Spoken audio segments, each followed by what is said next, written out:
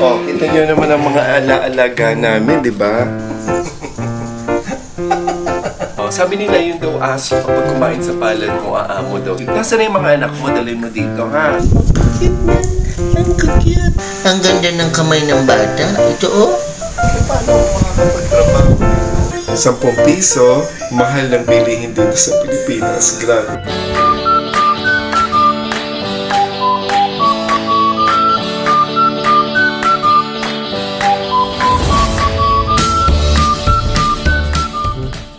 Ang sarap talagang gumising sa umaga, lalo na kapag nasa sarili mong bahay.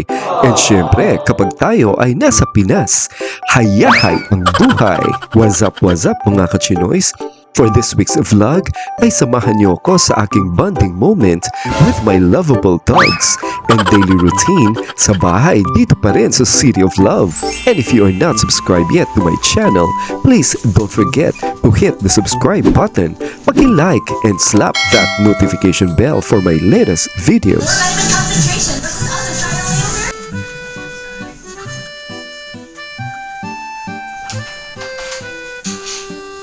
Good morning mga kachinoys! Ipapakita ko lang sa inyo kung ano yung mga daily routines na ginagawa ko every time na gumigising ako. And for sure ay talagang mamimiss ko ito. Ang ganda-ganda na araw guys, oh. Blue yung sky. So, hindi pa ako nag-aalmusal. Ang almusal ko is parang in-between kapag medyo may nagawa na ako dito sa gawaing bahay.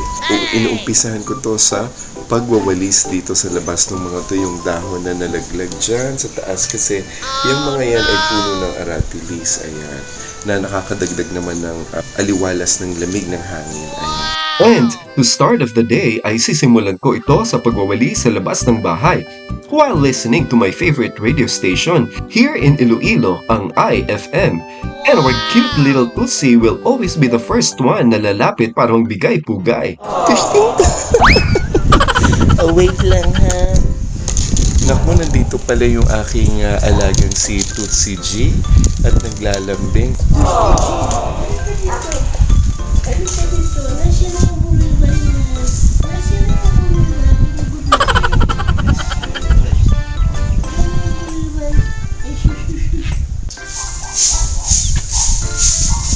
So ngayon guys, ay first time kong mag-isa na bibili ng pandesal dito sa malapit lang sa amin, dun sa kabilang kalye. Si Don Romualdo ay tulog pa. So first time ko naglakad ng umaga dito sa subdivision para bumili ng pandesal. So dito yung daan, lulusot ka lang bali dito sa kabilang kalye. Pabili po! Hi! Diyos ko yung mga aso, o baka kagatin ako. Pabakal! So ayan, nakabili na ako ng pandesal for 25 pesos. Ganitong araw pa lang, tirik na yung araw, tapos may bodyguard ako. Andyan si Tutsi. Katawa yung mga aso rito kasi sinasamahan kami pag maglalakad-lakad kami doon or sasalubong yan sa amin. Let's say parating na yung kotse, alam niya na yung tunog yung kotse ni Noy. Papakainin ko muna si Tutsi kasi every morning binibigyan ko siya ng isang piraso ng malambot at napakasarap na inapayan loaf bread. Tuesday G, do you like this? Do you like this? Hindi pa siya masyadong marunong magpa-shoot. Ay, hindi marunong. Hindi marunong. Ay, tatanga-tanga naman si Tuesday G.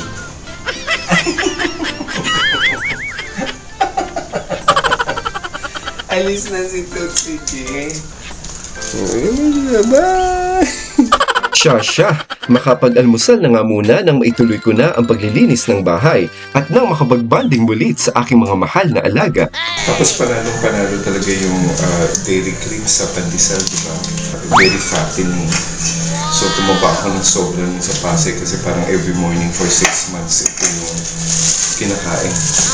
And then yung pandesal naman nila doon, siguro may nagdi-deliver sa kanila. Naka-plastic na siya. 7 pieces siya for 25. That's a breakfast! Mga kachinoys, let the clinic show begin! Siyempre, umpisahan ko sa kwarto. Kasunod ang sala, kusina, at kung ano-ano pang parte ng bahay na pwede kong linisin. And believe me guys, ito na ang aking pinaka-exercise. So ito naman guys si Kevin, siya yung aso na may breed siya, para siyang American Beagle. Tapos naiwan daw siya ng iniwan nung may-ari nung isang mga bahay dito na umalis na. And then naiwan siya, so parang andyan lang siya, pang kami dito magkatabi na bahay, pinapakain namin siya. He's very intelligent dog, alam mo yun, matalino siya, he's very sensitive. Babantayan kanya talaga. Tapos kung may kembot pa to, kapag sasalubungin kanya talaga, siya yung unang tatayo. Tapos tatawagin niya pa yung tatlong aso na parang, andyan na sila. Good morning guys! Kita niyo naman ang mga alaalaga namin, di ba? Hindi namin yan aso. Pero, kami ay, wow! Nakakatuwa sila. Okay, ito pakilala muna natin ha. Yan si Daria. Ito, cute yung mga anak. Sabi mo si Melanie. Daria Melanie.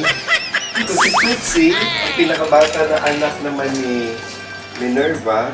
Ni Maldita. Ni Maldita. At saka ito si Kevin, okay? So ito na. Ayan na.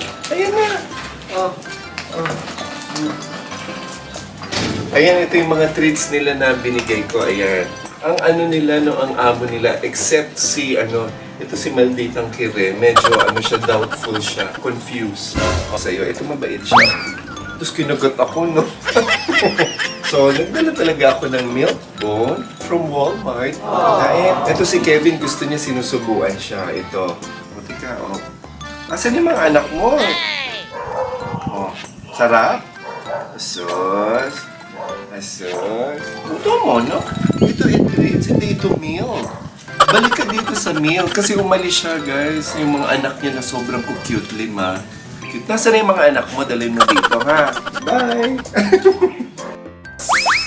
Guys, grabe nakakatuwa yung mga aso dito.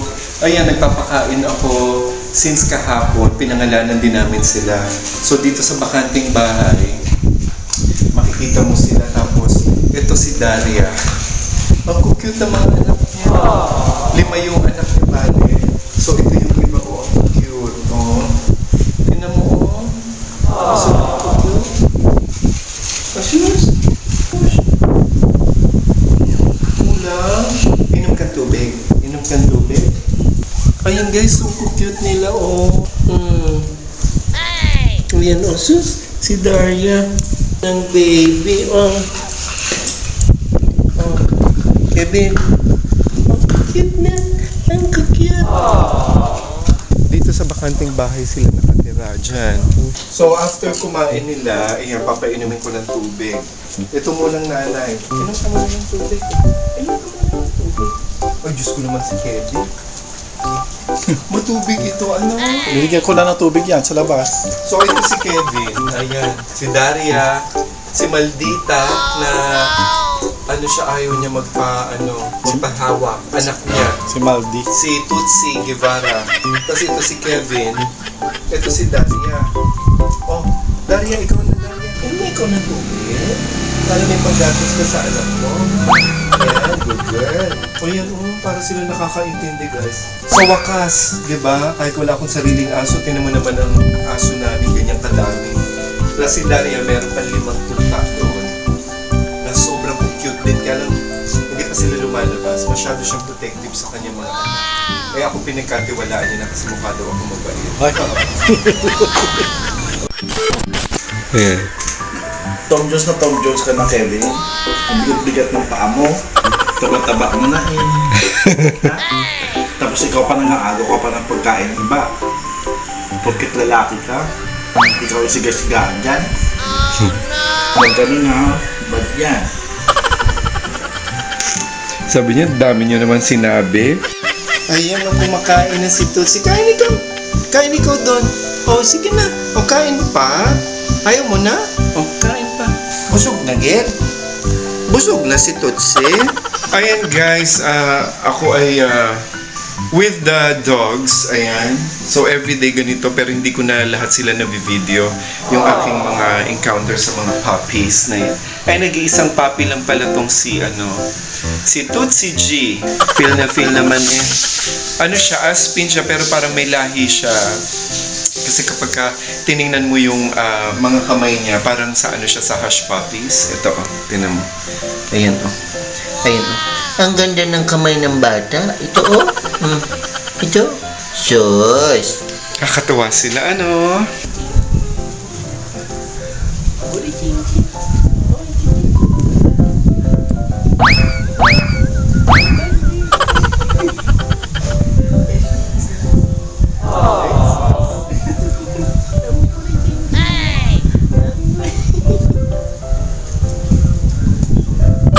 Kung meron ako isang mamimiss ditong gawin, although hindi siya masyadong masarap gawin, ito ay ang pagbubunot ng damo dito. Ayan. Okay naman siya, kaya lang masakit talaga sa likod. Tingnan nyo, ang dami ko na nabunot dyan sa likod. Ayan. Tapos mabuti na lang yung panahon ngayon, medyo maginaw. So ngayon ay malamig din siya.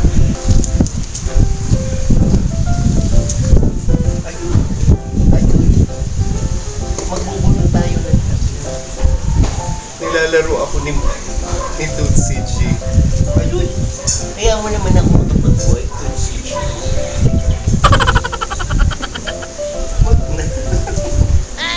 Teka lang. Magpapakamot lang pala. Ayan, sige. Sige.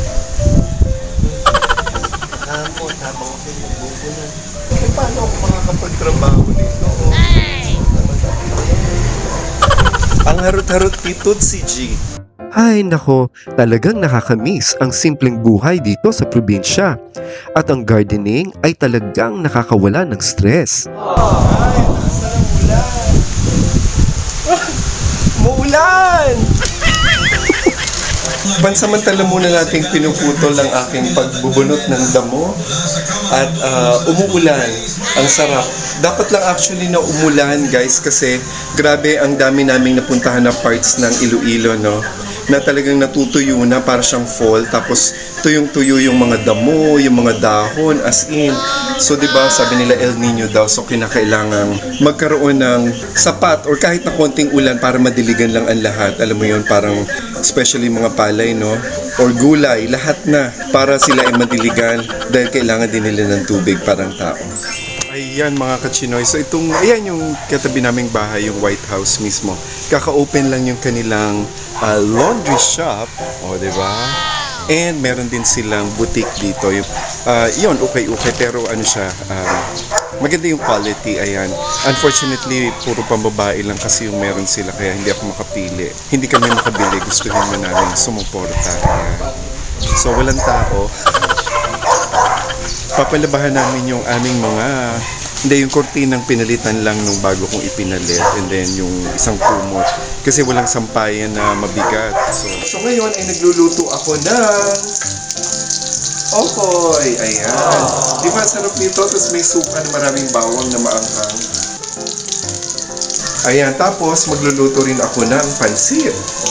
Ayan, kasi ayun ko ba, parati ako nagkikrave sa pansit. Hindi ko maiwasang hindi ito ma-video, grabe na loka ako. Pinabili ko si Noy sa tindahan kasi naubos na yung sibuyas. Take note, yung kagabi, sabi ko talong sa Save More, isang piraso is 45 pesos, isang piraso. Ito ang sibuyas, First time ko nakita, nakasulat pa ng pentel pen, 10 piso. 10 piso, and 9 pesos. Imagine mo, for 3 piece, wala pa tong 1/4. This is 29 pesos. Iba rin, di ba? Ibang klase, ibang level ang mahal ng bilihin dito sa Pilipinas. Grabe. At dyan na muna nagtatapos ang ating special bonding with my lovable and makukulit na Aspins. Once again, ito po si Direk Chinoy na nagsasabing, huwag malungkot, piliin na maging masaya dahil ang bukas ay may hatid na tagumpay at ligaya. Thank you and God bless everyone. Paalam!